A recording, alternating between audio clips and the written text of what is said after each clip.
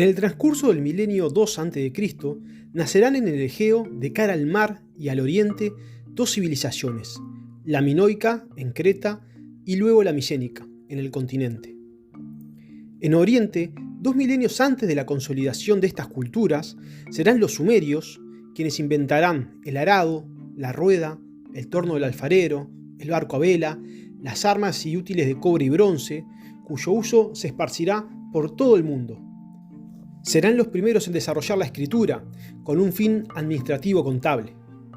Las civilizaciones del Egeo se desarrollarán en la Edad del Bronce, sobre el Egeo, pero para ellos el mar no fue un límite, una barrera, sino un puente hacia Oriente. Los minoicos se impondrán con una talasocracia, con un gobierno de los mares, impuesto no por la fuerza, la conquista o la violencia, sino por un conocimiento inigualable de los mares y la navegación, y un comercio rico y eficiente.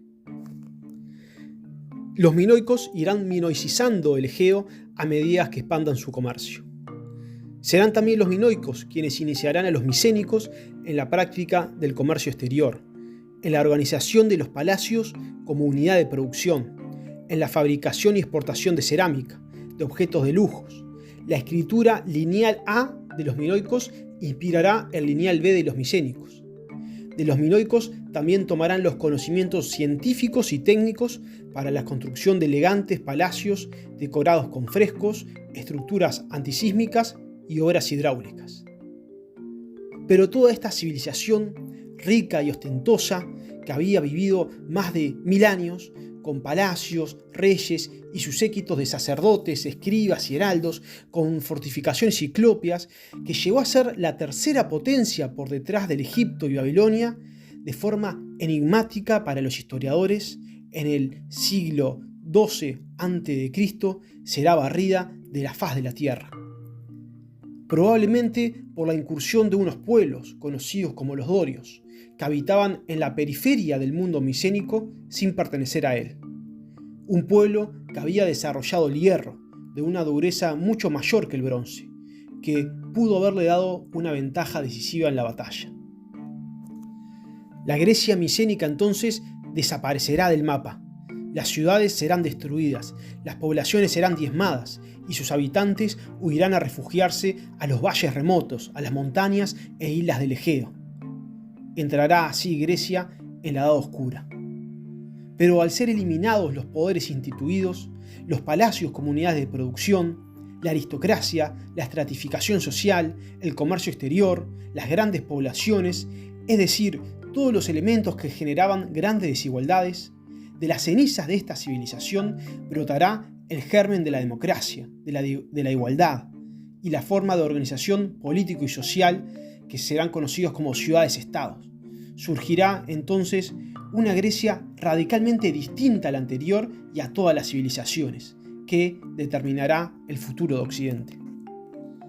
Hacia el año 1100 a.C., los centros palaciales se hallaban en ruinas o estaban deshabitados.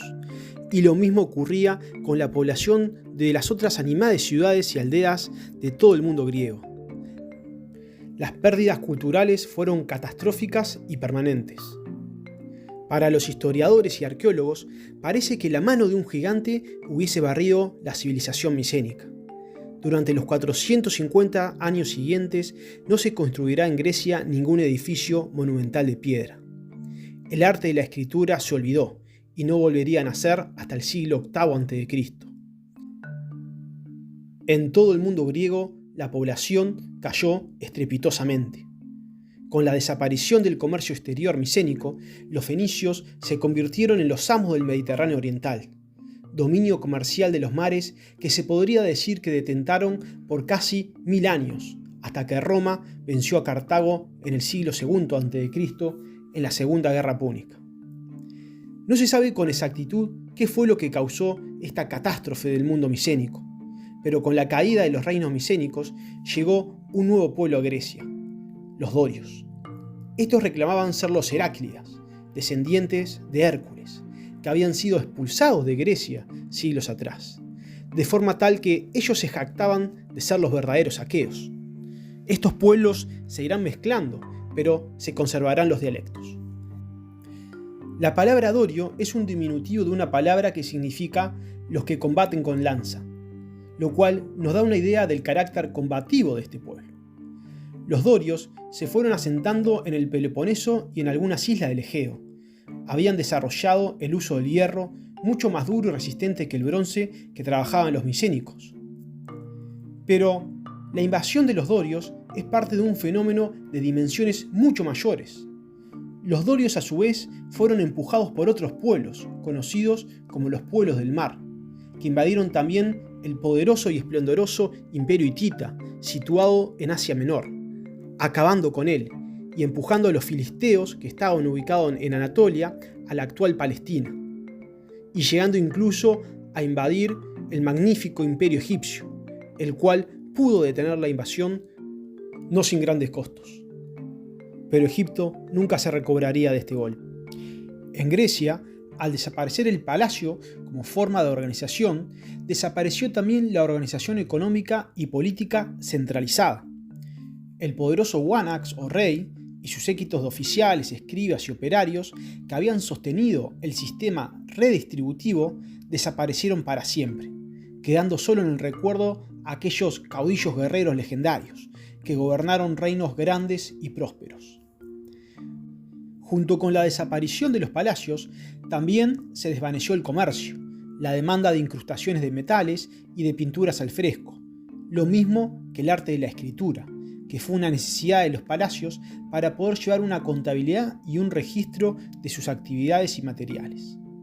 La población se empieza a esparcir por las islas buscando protección seguramente y llegan hasta las costas de Turquía, donde se establecerán en la zona conocida como Jonia.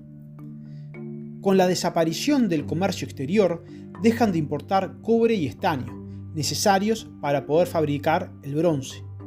Aunque Grecia es bastante rica en mineral de hierro y la tecnología necesaria para su explotación se conocía desde hacía tiempo, los micénicos habían preferido fabricar bronce, ya que era más fácil de elaborar que el hierro. Pero con la privación de los elementos necesarios para producir el bronce, es decir, del bronce, del cobre y el estaño, se ven obligados a fabricar hierro. Grecia entonces entra en la edad del hierro por imperio de la madre del ingenio, que es la necesidad. Y en este nuevo escenario, sin un poder centralizado, los antiguos centros y las aldeas periféricas se vieron de repente en una situación de bastante independencia política y económica. El descenso de la población hizo que sobraran tierras. Las llanuras fértiles eran más que suficientes para los habitantes de las pequeñas comunidades agrícolas. Las tierras menos fértiles quedaron de reserva. La caza de las aves y otros animales, así como la fauna y flora silvestre y otro tipo de recursos como la madera, abundaban y eran fáciles de obtener. En esas pequeñas comunidades autosuficientes, las funciones gubernamentales y la jefatura eran sencillas y se desempeñaban directamente. Tras la caída del sistema micénico, Grecia volvió a conocer el gobierno de los jefes locales, similar al tipo de organización existente antes de las primeras civilizaciones. La vida de los jefes y sus familias no era demasiado distinta de la de los demás. En la época micénica, el basileo era un cargo político dependiente del wanax o rey, que ejercía una especie de alcaldía. Con la caída de estos reinos, desaparece el wanax, pero no el basileo, que ahora obviamente no tenía que rendir cuentas al wanax ni seguir sus instrucciones. El basileo entonces va a ser un caudillo que, si bien va a ser un título hereditario, puede ser disputado, desafiado o cuestionado por otro. Y como caudillo, su dominio no va a estar basado en la fuerza, sino en ciertos valores, como lo eran la valentía, el ser buen guerrero, la justicia, la generosidad. El ser codicioso era tan mal visto como ser cobarde. Y un buen caudillo además tenía que poder ofrecer buenos banquetes a sus seguidores. En tal sentido es importante destacar que si bien la Ilíada y la Odisea se basan en hechos acontecidos en la época micénica, los historiadores coinciden que el trasfondo social de estas poesías recogen el contexto social de la Edad Oscura. Esto es lo que los historiadores llamaron la cuestión homérica. Y esto se explica porque es el contexto social que vivió cada uno de los aedos o rapsodas que fue recitando y transmitiendo estas poesías y que de forma inevitable fueron incorporando en la historia. Pero el hecho de que hubiesen caído los grandes reinos no significa que Grecia haya caído en un estado de primitismo. Los griegos siguieron cultivando los cereales, fabricando vino, queso, curtiendo pieles, hilando y tejiendo lana y lino, y empleando los mismos métodos y equipos que antes. Igualmente se conservaron las artes y técnicas básicas para los artesanos, aunque a unos niveles técnicos y de refinamiento muy inferiores. En cuanto a la forma de organización política, sabemos que había un consejo llamado Boulé, formado por los jefes locales y el caudillo supremo, en cuya gran sala, llamada Megarón, se reunían para definir la política de todo el pueblo, llamado o conocido como demos. La decisión de la Boulé, es decir, del consejo integrado por los distintos jefes locales, eran presentadas a la asamblea del pueblo, llamada agorá o reunión, a la que asistían los varones en edad de combatir y los ancianos. El objetivo de la asamblea era alcanzar el consenso tanto entre los jefes como entre estos y el pueblo. Además de la función de jefe militar y político, el basileo desempeñaba un papel religioso y judicial en la vida de la comunidad. Su única obligación religiosa era presidir los sacrificios públicos ofrecidos a los dioses. Si bien no era un sacerdote de los dioses ni pretendía mantener una relación especial con ellos. El basileo también intervenía en materia judicial, donde la única ley era la costumbre, la tradición. Hasta el siglo VII no surgiría un sistema de leyes formales y escritas. La vida del labrador e incluso la del pastor era la de la aldea. La granja aislada en medio del campo era bastante rara en la Grecia primitiva. Los labradores vivían en aldeas y salían cada mañana a sus campos.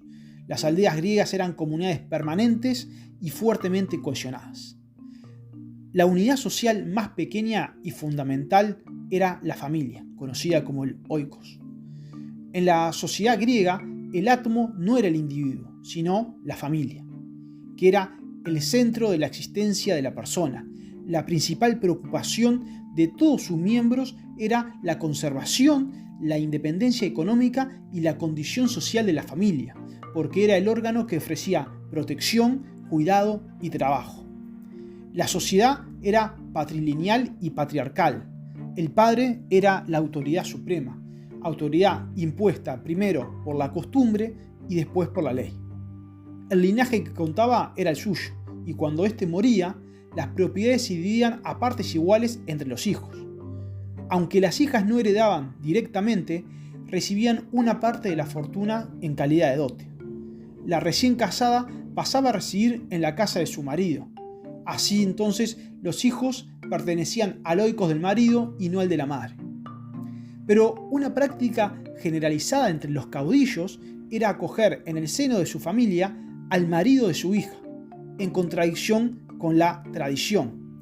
La finalidad de esta costumbre en la Grecia de la Edad Oscura era maximizar la fuerza de combate y de trabajo del oikos y así fortalecer su autoridad, es decir, la autoridad del caudillo, del basileo. Otra estrategia habitual para incrementar la mano de obra era que la cabeza del oikos engendraba hijos con sus esclavas, aunque ello le pudiese producir fricciones en el seno de la casa, y al marido también le estaba permitido tener concubina. Todos los miembros de la familia estaban implicados en el trabajo, las mujeres en el telar, o tejiendo, o yendo a buscar agua, así como los esclavos y los asalariados. El principal recurso económico de cualquier familia, tanto en las aldeas como en las ciudades, era la parcela de tierra, propiedad de la familia desde tiempo inmemorial, llamada kleros, en plural kleroi. La minoría de los akleroi, es decir, de los sin tierra, tenía que trabajar como otets, que eran asalariados. Una vida penosa no solo por el duro trabajo que tenía que realizar por un jornal de miseria, sino también por la indignidad que suponía trabajar para la familia de otro, condición que todos los griegos aborrecían.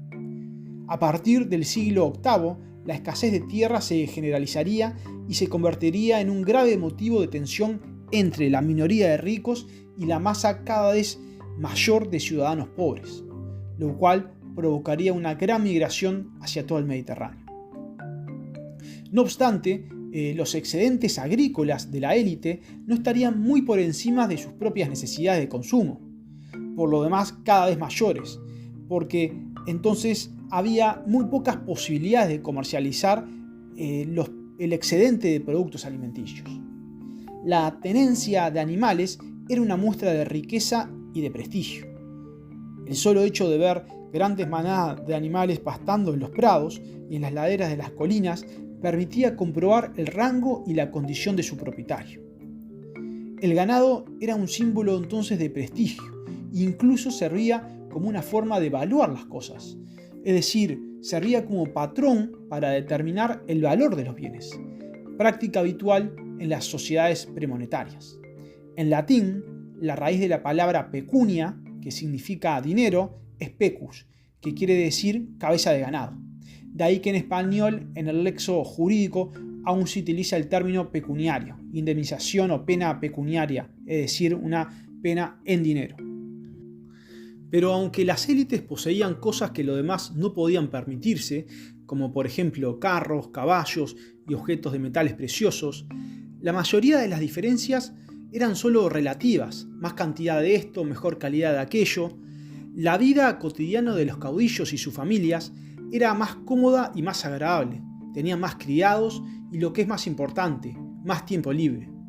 Pero en resumidas cuentas, su modo de vida tenía más semejanzas que diferencias con la vida que llevaban las familias medias.